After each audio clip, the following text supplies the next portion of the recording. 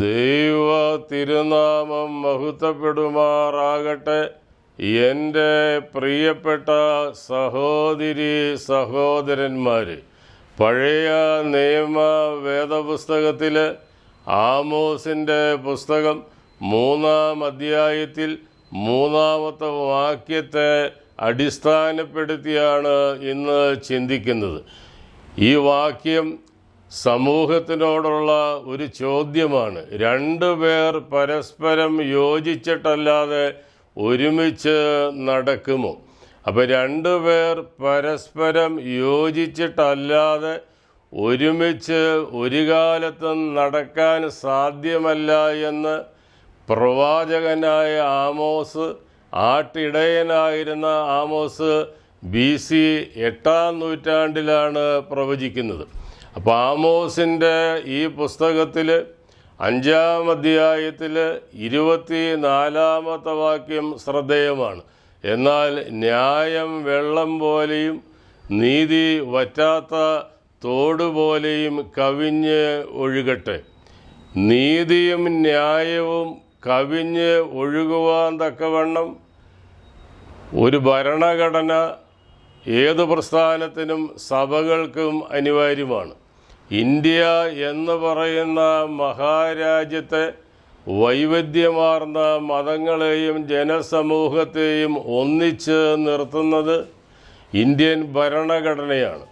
എന്നാൽ 1934 ഭരണഘടന മലങ്കര സഭയെ രണ്ടായി വിഭജിക്കുവാൻ കാരണമായി എന്ന് പറഞ്ഞാൽ അതിൽ അതിശയോക്തിപരമായിട്ട് എന്തെങ്കിലും ഉണ്ടെന്ന് സഭയെക്കുറിച്ച് സഭയുടെ ചരിത്രമറിയാവുന്നവർക്ക് പറയേണ്ടി വരികയില്ല. കാരണം 1934 ഭരണഘടനയാണ് യാക്കോബായ ഓർത്തഡോക്സ് സഭകളെ ഭിന്നിപ്പിച്ച് നിർത്തിയിരിക്കുന്നത്. യാക്കോബായ ഓർത്തഡോക്സ് സഭകൾക്ക് ഒരിക്കലും യോജിക്കാൻ കഴിയാതെ മുന്നോട്ട് പോകേണ്ടി വരുന്നതിൻ്റെ അടിസ്ഥാന കാരണവും 1934 ഭരണഘടനയാണ്. അപ്പോൾ യാക്കോബായ ഓർത്തഡോക്സ് സഭകൾ ഒരുമിച്ച് നടക്കുവാൻ വിഘാതമായിരിക്കുന്നത് 1934 ഭരണഘടനയാണ് എന്നത് പരമമായ ഒരു സത്യമാണ്. ഈ സന്ദർഭത്തിൽ ഞാൻ വൈദികനാകുന്നതിന് മുമ്പ് ഏകദേശം 50 വർഷം മുമ്പ് നടന്ന ഒരു സംഭവം ഓർത്ത് എടുക്കുകയാണ്. പരിശുദ്ധ യാക്കോബ് തൃതീയൻ പാത്രിയർക്കീസ് ബാവായുടെ തൃക്കരങ്ങളെ 1975 സെപ്റ്റംബർ 7-നാണ് ശ്രേഷ്ഠ കാതോലിക്ക പൗലൂസ് ദ്വിതീയൻ ബാവ വാഴിക്കപ്പെടുന്നത്. അപ്പോൾ ശ്രേഷ്ഠ കാതോലിക്ക പൗലൂസ് ദ്വിതീയൻ ബാവയ്ക്ക് മുളന്തുരുത്തിയിൽ അത്യുജ്വലമായ സ്വീകരണമാണ് യാക്കോബായ വിശ്വാസികൾ അന്ന് നൽകിയത്.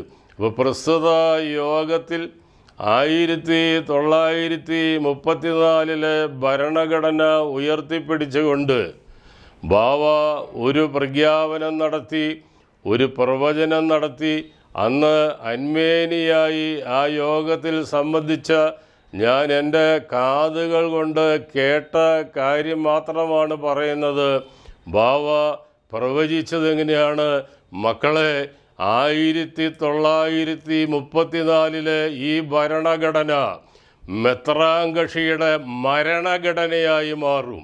അപ്പോൾ മലങ്കര സഭ ദർശിച്ച താപസനും ലളിത ജീവിതത്തിൻ്റെ പ്രതീകവുമായിരുന്ന പൗലോസ് ദ്വിതീയൻ ബാവ 50 വർഷം മുമ്പ് പ്രവചിച്ച ആ പ്രവചനം ഇപ്പോൾ നിവൃത്തിയായിക്കൊണ്ടിരിക്കുകയാണ്. 1934 ഭരണഘടന ഇന്ത്യൻ ഓർത്തഡോക്സ് സഭയുടെ മരണഘടനയായി മാറിക്കഴിഞ്ഞു.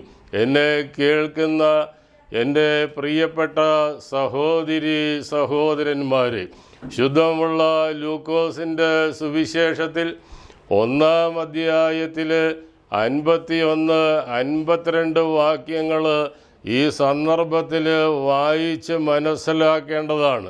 ഹൃദയ വിചാരത്തിൽ അഹങ്കരിക്കുന്നവരെ ദൈവം ചിതറിക്കുമെന്നാണ് ആ വാക്യം പറയുന്നത്. 1934 ഭരണഘടനയെ താലോലിക്കുന്നവർ, ആ ഭരണഘടനയുടെ മുകളിൽ അടയിരിക്കുന്നവർ മനസ്സിലാക്കേണ്ട, ശ്രവിക്കേണ്ട ഒരു വേദവാക്യമാണ് ഹൃദയവിചാരത്തിൽ അഹങ്കരിക്കുന്നവരെ ദൈവം ചിതറിക്കുമെന്ന ലൂക്കോസിൻ്റെ സുവിശേഷം 1-ാം അധ്യായത്തിൽ 51-ാമത്തെ വാക്യം. നമ്മൾ ജീവിക്കുന്ന ഈ ആധുനിക സമൂഹത്തിൽ ഏറ്റവും അടുത്ത ദിവസങ്ങളിൽ, കൃത്യമായി പറഞ്ഞാൽ ജനുവരി 7 മുതൽ 12 വരെയുള്ള 5 ദിവസങ്ങളിൽ അമേരിക്കയിൽ നടന്ന ഒരു സംഭവം നമ്മുടെ മനസ്സിലേക്ക് കടന്ന് വരേണ്ടിയിരിക്കുന്നു. കാരണം അമേരിക്കയിൽ, കൃത്യമായി പറഞ്ഞ കാലിഫോർണിയയിലാണ് ലോസ് ആഞ്ചൽസ് എന്ന് പറയുന്ന സ്ഥലം സ്ഥിതി ചെയ്യുന്നത്.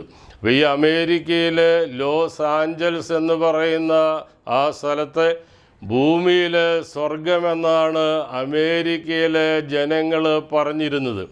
ജനുവരി 7 സമാനതകളില്ലാത്ത കാട്ടുതീയാണ് പടർന്ന് പന്തലിച്ചത്. 16 പേര് വെന്തു മരിച്ചു. 12,000 കെട്ടിടങ്ങൾ വെണ്ണീറായി. 12,000 കെട്ടിടങ്ങൾ എന്ന് പറയുമ്പോൾ ഞാനും നിങ്ങളും താമസിക്കുന്ന വീടുകൾ പോലെയല്ല. 300-350 കോടിയിലധികം വിലമതിക്കുന്ന കെട്ടിടങ്ങളാണ് വെന്ത് വെണ്ണീറായി പോയത്. 1,75,000 പേരെ മാറ്റി പാർപ്പിച്ചു. 36,000 ഹെക്ടർ ഭൂമിയാണ് 5 ദിവസം കൊണ്ട് കാട്ടുതീ വിഴുങ്ങിയത്. അപ്പോൾ ലൂക്കോസിൻ്റെ സുവിശേഷം 1-ാം അധ്യായത്തിൽ 52-ാമത്തെ വാക്യം ശ്രദ്ധേയമാണ്.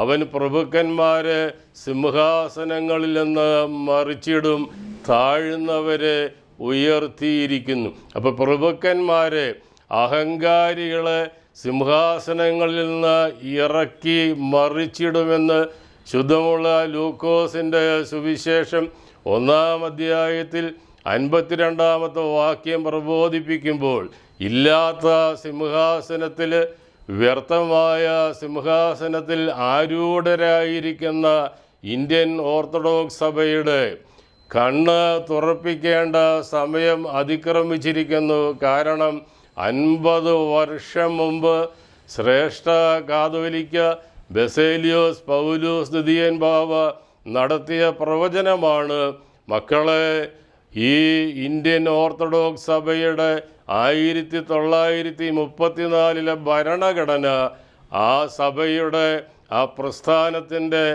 മരണഘടനയായി മാറുമെന്നത്.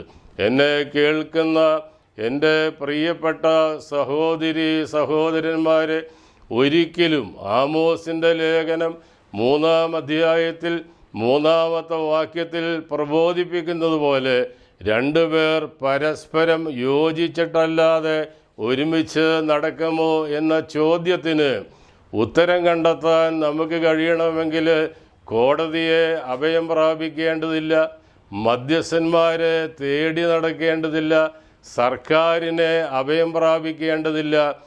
ക്രിസ്തുവിൽ വിശ്വസിക്കുന്ന ദൈവവിശ്വാസികൾ ഉൽപ്പത്തി പുസ്തകം 13-ാം അധ്യായം 1 പ്രാവശ്യം ധ്യാനിക്കുന്ന ആത്മാവോടുകൂടി പരിശുദ്ധാത്മ നിറവിൽ വായിക്കുകയാണെങ്കിൽ 100 വർഷത്തിലേറെയായി യോജിക്കാൻ കഴിയാതെ ഇരു സഭകളായി നിൽക്കുന്ന യാക്കോബായ ഓർത്തഡോക്സ് സഭകൾക്ക് 2 കൂട്ടരുടെയും അസ്തിത്വം നിലനിർത്തി 2ആയി നിൽക്കുവാൻ സാധിക്കും. ഉൽപ്പത്തി പുസ്തകം 13-ാം അധ്യായത്തിലെ 9-ാമത്തെ വാക്യത്തിൽ അബ്രഹാം, വിശ്വാസികളുടെ പിതാവായ അബ്രഹാം പറയുകയാണ്, ലോത്തിനോടാണ് പറയുന്നത്, സഹോദരനോടാണ് പറയുന്നത്, നമുക്ക് 2 പേർക്കും പരസ്പരം പിരിയാം. വളരെ സൗഹാർദ്ദപരമായിട്ട് സ്നേഹത്തിൽ അധിഷ്ഠിതമായി പിരിയാം, 2ആയിട്ട് പിരിയാമെന്നാണ് അബ്രഹാം ലോത്തിനെ വിളിച്ചിട്ട് പറയുന്നത്. വളരെ സ്നേഹത്തോടുകൂടി ആത്മാർത്ഥതയോടുകൂടി ദൈവത്തിൻ്റെ പരിശുദ്ധാത്മ നിറവിൽ വിശ്വാസികളുടെ പിതാവായ അബ്രഹാം പറയുകയാണ്, നീ ഇടത്തോട്ടെങ്കിൽ ഞാൻ വലത്തോട്ട് പോയിക്കൊള്ളാം, നീ വലത്തോട്ടെങ്കിൽ ഞാൻ ഇടത്തോട്ട് പോയിക്കൊള്ളാം. അപ്പം ഈ ഒരു വേദഭാഗം മാത്രം മതി ഈ രണ്ട് സഭകൾക്ക് രണ്ടായി നിന്നുകൊണ്ട് സൗഹാർദ്ദപരമായിട്ട് ഈ സമൂഹത്തിൽ ഒരു തലവേദന സൃഷ്ടിക്കാതെ വർഷങ്ങളായി നിലനിർത്തിക്കൊണ്ടു പോകുന്ന ഈ സഭാവഴക്ക് അവസാനിപ്പിക്കുവാൻ. നീ ഇടത്തോട്ടെങ്കിൽ ഞാൻ വലത്തോട്ട്, നീ വലത്തോട്ടെങ്കിൽ ഞാൻ ഇടത്തോട്ട് എന്നുള്ള ആ പിതാവായ അബ്രഹാമിൻ്റെ ഒരു മനോഭാവം ഇന്ത്യൻ ഓർത്തഡോക്സ് സഭയ്ക്ക് ഉണ്ടാകാൻ വേണ്ടി നമ്മൾ പ്രാർത്ഥിക്കേണ്ടിയിരിക്കുന്നു. കാരണം BC 8-ാം നൂറ്റാണ്ടിൽ ജീവിച്ചിരുന്ന ആമോസ് എന്ന് പറയുന്ന പ്രവാചകൻ, അദ്ദേഹം ആട്ടിടയനായിരുന്നു. ഒരാട്ടിടയൻ്റെ ബുദ്ധിയും ഒരാട്ടിടയൻ്റെ ദീർഘവീക്ഷണവും പോലും ബിരുദാനന്തര ബിരുദം പ്രാപിച്ചിട്ടുള്ള ആധുനിക സഭയിൽ ഈ സഭയെ നയിക്കുന്നവർക്കില്ലാതെ പോകുന്നു എന്നുള്ളത് ദുഃഖകരമാണ്, സങ്കടകരമാണ്, ഖേദകരമാണ്. അതുകൊണ്ട് തന്നെ ഈ 1934 ഭരണഘടന മരിച്ചു കഴിഞ്ഞിരിക്കുന്ന ഈ സാഹചര്യത്തിൽ രണ്ടായി പിരിഞ്ഞ് രണ്ടു കൂട്ടരുടെയും അസ്തിത്വം നിലനിർത്തി സഹോദര സ്നേഹം പങ്കുവെച്ച് ഇരുവരും സൗഹാർദ്ദതയിൽ ജീവിച്ചു കാണാൻ ഇന്നത്തെ സമൂഹം കാംക്ഷിക്കുന്നുണ്ട്. ആയതിന് ഇന്ത്യൻ ഓർത്തഡോക്സ് സഭയുടെ കണ്ണ് തുറപ്പിക്കട്ടെ. ദൈവത്തിൻ്റെ പരിശുദ്ധാത്മാവിൽ ചിന്തിച്ച് ഉൽപ്പത്തി പുസ്തകം 13-ാം അധ്യായത്തിൽ ലോത്തും വിശ്വാസികളുടെ പിതാവായ അബ്രഹാമും വേർപിരിഞ്ഞതുപോലെ സൗഹാർദ്ദപരമായിട്ട് വേർപിരിയുവാനും ജനാധിപത്യ നിലയിൽ പള്ളികൾ ഉടമസ്ഥ അവകാശികൾക്ക് തിരിച്ചു കൊടുത്തുകൊണ്ട് ദൈവത്തിന് പ്രസാദകരമായ നിലയിൽ ആരാധന അണയ്ക്കുവാൻ ഇന്ത്യൻ ഓർത്തഡോക്സ് സഭയ്ക്ക് കഴിയട്ടെ എന്ന് പ്രാർത്ഥിച്ചുകൊണ്ട് വാക്കുകളെ നിർത്തുന്നു. ദൈവം നിങ്ങളെ അനുഗ്രഹിക്കട്ടെ.